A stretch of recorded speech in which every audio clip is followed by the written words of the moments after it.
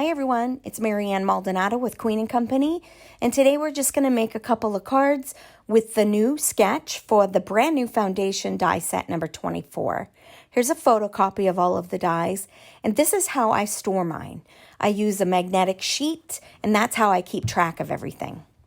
For the first card, I just made a card based on the top left sketch, and I did not add anything to it except for a stamp, bling, and paper.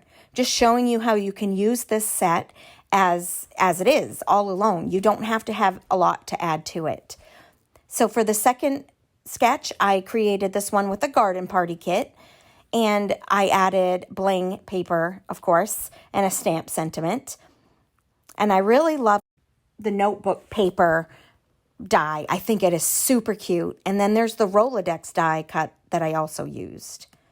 For this next card, I did the bottom, middle, and I love that die that's all the way to the right and the left. I don't know how to describe it, but I just used a great big large sentiment as the sketch suggested, and I made a shaker from the Cat's Meow kit. And I put that right in the center, and that is pretty much part of my sentiment, and I love it. I love the colors. You can do so much with these dies. And now for the next one, I wanted to make a card for you.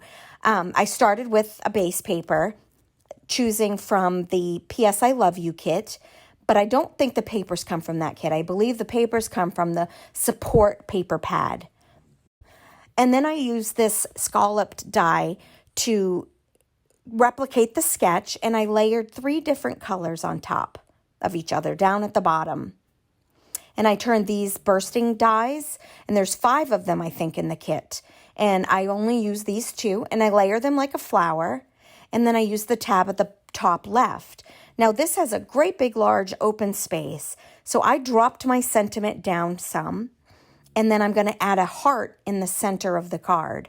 But I want my card to shake. So I'm creating a shaker, again, from the P.S. I Love You kit. But look how great that this heart looks with all of these additional embellishments from the Foundation 24. It really is a good addition to the back of your cards, the background of your cards. You don't have to have a whole lot of design with such beautiful dies as a background. But of course, I wanted mine to shake, so I added 3 different colors of toppings inside. I am a heavy-handed topping filler, so you may do yours a little lighter than me, but I love quite a bit.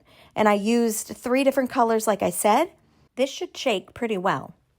Then I peel off the outer rim of the foam, add the acetate, and then the piece of paper on top of that with wet glue.